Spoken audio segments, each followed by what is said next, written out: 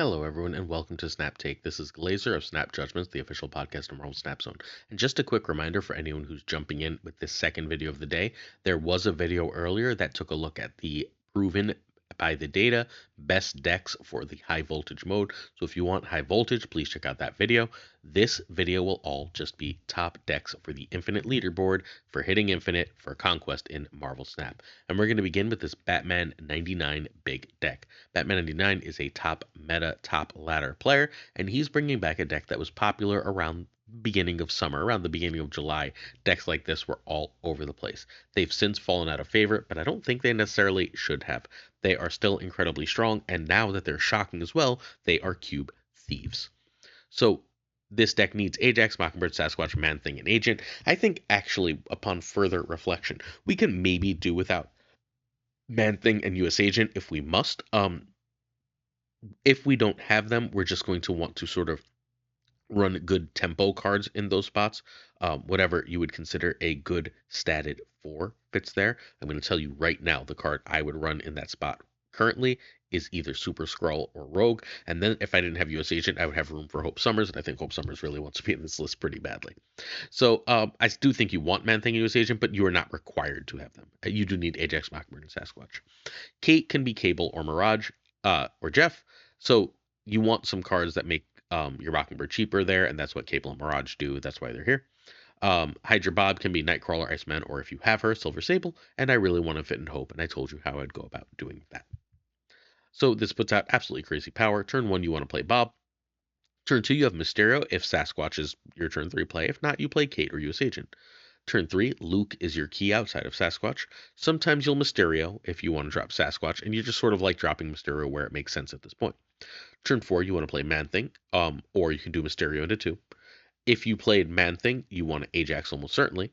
If you do not have Ajax, you can drop Mysterio here with a bunch of other cards, generally speaking, like a Hazmat into a Mysterio into a 1-drop is fine. Or you can drop, if you played Mysterio on 4, and you don't have Man-Thing, you can drop Hazmat and either Sasquatch or Mockingbird. Remember that sometimes you're going to want to play Sasquatch before or after Mockingbird, depending if you think they have a shot. Then turn 6, if you have to drop Ajax in 1, you're perfectly fine. But your goal is to have Ajax out by then, and then you can Shadow King Hazmat US Agent. That's like the perfect turn. You Shadow King down one of their big things, you Hazmat everything away, and then you US Agent to kill one lane. You can also drop, if you're worried about your Ajax, a Cosmo on Ajax. And then play Hazmat and a 1. Or if you played Mysterio on turn 5, which can still happen, you just play all your big cards. Cool. We're going to take one last look at this. Then we're going to do our thumbnail deck and then our newest, which is our newest and coolest Scorn list. So this is one last look at this. This is very powerful. This is some of those insanely strong cards in the game. If you have the cards, give this some run. All right. Also, give this channel a sub if you're willing. We give you 7 days a week of Marvel Snap videos. This week, we did 9 videos. Last week, we did 8 videos. We have more Marvel Snap content with at least 4 decks every day than anyone else. If you love Marvel Snap, if you want to be playing the most fun and interesting decks in the game, please hit the sub button on this channel. Liking and commenting not only helps us out with the YouTube algorithm and gets us more views, which further helps us, which we'd greatly appreciate, reach our goal of 15,000 subs, it also can win you a season pass. At some point in this video, I'm going to ask you a question. You answer that question, and you're entered to an Age of Venom. We're giving away 1 a week for the rest of the season, and then when the new season kicks off, we give away 5 season passes. So if you want some free season passes, along with your great Marvel Snap content, this is the place. We also have a Pokemon Pocket channel. It's called the Pocket Meta. If you're interested in Pokemon Pocket, check that out too. All right, Perry Manilow's Scorn in my Corvus. There was something else to that, but whatever. First and foremost, before we go any further, we're going to do the top player review of Scorn right after this deck. I think in order to play top discard, you must have Scorn. If you love discard and have any interest in playing discard, you should have Scorn. Outside of Hell list, we're going to talk about a Hell list later. It doesn't run Scorn. The other thing to note is this Scorn variant is freaking insanely good. This is one of the coolest variants in the game. But this list is brilliant, and it comes from our friend Perry Manilow, who we can find at twitch.tv/Perry Manilow. This deck is going to need Proxima and MODOK. You don't need Scorn. If you need to run Meek instead, you can. You can run Swarm instead. You can run Swarm in the deck over Dakin or Corvus, or you can Moon Knight, Hellcow, or Swordmaster. Those are all replaceable cards, but you have to have Proxima and Midnight to play discard at this point. A free 7 is too much. Again, if you don't have Scorn, I think this is a seriously like C tier deck. With Scorn, I think it's up to B tier, which is like a giant jump. I just still don't think it's really A tier. Although this is the best build and putting power down for a discard that I found. I took this into Gold Conquest and I succeeded for 2 games. And then my third Gold Conquest game, I ran into a mirror match, an exact 12, and I won 8 the first round, and then they just drew better and hit the better like locations and stuff. Hit better with Gambit and stuff for the rest of the game, and I lost. But so this deck absolutely works. Its loss was itself. Turn 1, you want Blade if you have a good discard. Turn 2, you want Morbius. And sometimes you want Grandmaster. Sorry, you really do want Grandmaster for this version of the list. If you don't have Grandmaster, you can play Collector. I forgot Grandmaster's iSeries card, excuse me. Morbius, sometimes you want a Grandmaster Blade. Once in a while if you don't have Morbius, and you're going to be able to like just chuck Apocalypse a ton earlier. You can also end up Colleening Scorn off and just having a nice early 2-6. There's nothing wrong with having a 2-6. Turn 3 is Dakin if you don't want to discard. Sometimes you have a lot of key cards in your hand, and MODOK is like the keyest of the key, and you don't necessarily want to Gambit or Corvus and risk that MODOK in a smaller hand, right? So you can just drop Dakin at that point. If you drop Dakin, you can just ignore it and just let it be a 3-8. That is totally fine. 3-8 is great stats. At that point, you drop Dracula, you drop MODOK, and you're going to town, right? But you can also, the other thing, the brilliant thing, the reason I love this list so much is you can Grandmaster Dakin, which is going to make Dakin a potential 316 or more if you're discarding that Scorn. So you can Grandmaster Dakin, and that's especially good if you have Morbius in hand, right? Because if you have Morbius in hand, you can Grandmaster Dakin and drop Morbius. You can also drop Colleen, which is less good, but still doable. Or you can just, again, play your Dracula. Turn 5, you want a MODOK, and the real power of having Scorn is that MODOK on 5 is a much more viable play if you have MODOK in your deck. Or you can play Dracula. Sometimes you can like Morbius and Corvus, but those are backup plans. You want a MODOK or Dracula, that's your goal here. Turn 5, you either want a MODOK, right? If you haven't MODOKed yet and you have MODOK and you have Dracula out and you have Apocalypse and Scorn, you can MODOK and Scorn. And then your Apocalypse will be the last card left in hand, and that gets hit by the Dracula in your set. Right? If you MODOKed already, you should have Apocalypse and Scorn in hand, and then you'll top deck something else. You can choose then to play Apocalypse, or you can play Scorn and the other thing you drew. Either one of those are perfectly fine. Tons of power in that play line, just tons of power in that play line. Scorn is very often a 112, 114, 116. This card is crazy strong. One last look at this list. Props to Perry Manilow, who you can check out on Twitch, and you should check out on Twitch. He's a lovely human being, for some awesome Marvel Snap content. Check him out. And then, unfortunately, we got to talk about Hela, who is back. But first, Scorn top player thoughts. So half the top players I usually ask just straight up skip this card. They think Scorn is bad. So Safety Blade says, bored already, great and basic discard. Cool. W says, pretty awesome, but the lists it goes in aren't great. All right. Ika says, as far as one class that go into a specific archetype, Scorn is the best. Incredible power in discard. That means, and I double-checked, that Ika thinks that Scorn is better in discard than Deadpool is, or X-23 are in Destroy, than Torch is in Move. I don't agree, but that's Ika's take. Johnson, the great Johnson, says, not a good time because the archetype isn't good. With power inflation, the cards that discard runs just aren't attractive now. Avazord says this is really strong, but only in discard decks. Jimmy Dickens says she's alright, helps discard, but not enough to make it meta. Worst card of the month. And Barzy hates it. Really bad. I won't touch it. There you have it. If you love discard, I'm going to say this again tomorrow when we do weekend mission previews, but if you love discard and want to play discard, you must get Scorn. If you don't love discard and don't want to play classic discard, don't get Scorn. Alright, good enough. Next up, Buddy is back on Hela. Great. When Hela was popular, Buddy kept tweeting that he didn't think Hela was that hard to beat, and now that Hela's not popular, this hipster is playing it to a 70% win rate. This is an incredibly strong Hela list. You don't actually need any of the high series cards. The hell? Oh, Grandmaster in this list can be Lady Sif, Hulkling can be Death, and Symbiote Spider-Man can be Blink, and you'll be totally fine. This is a slightly altered Hela list, but it is still super fun.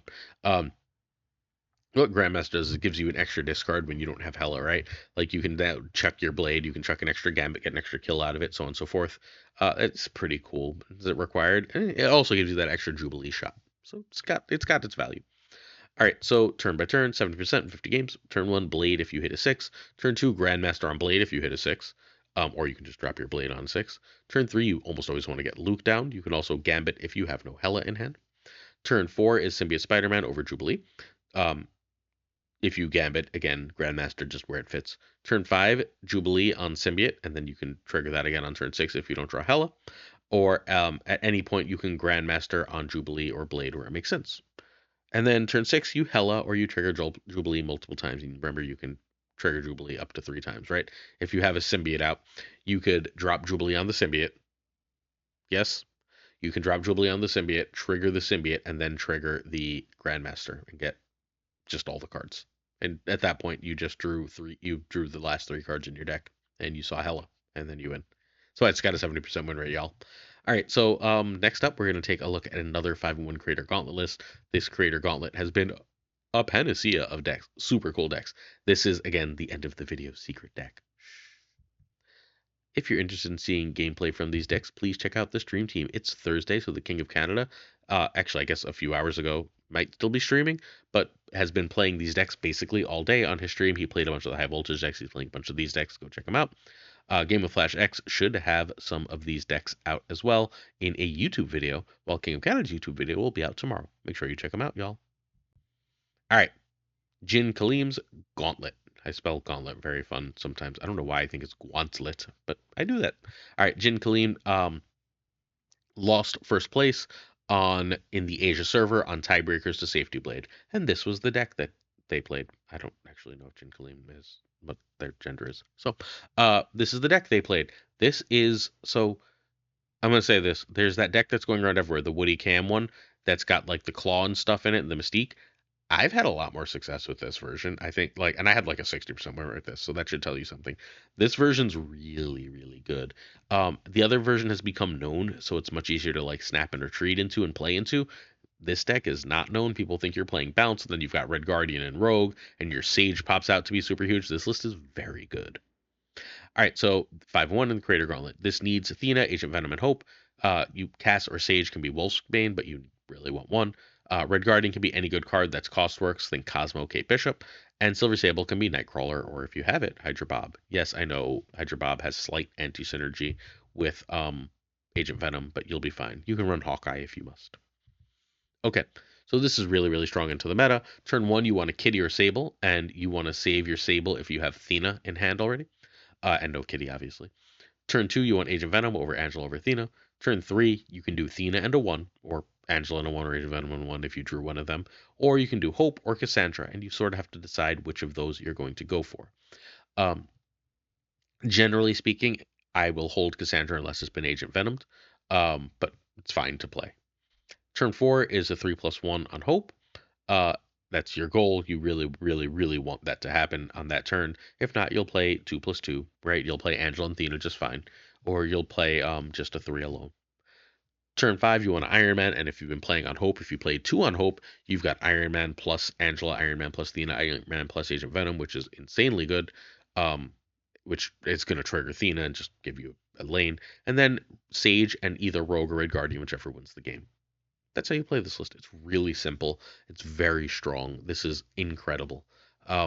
Super props to Jin Kalim for Callum for coming up with this very cool list. Questions of the day. All right. Caretix Lee asks what card should have gone with Agent Venom.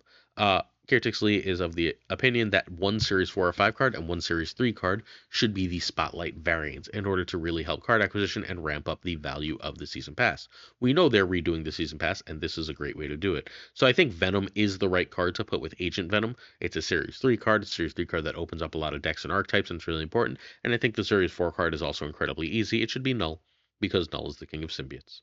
Duh. All right, Models, the Mod Supreme asks about Phoenix Force and Misery as a package to move and retrigger cards. And yep, I think they're a 2-card package. I think they're going to be in a lot of decks.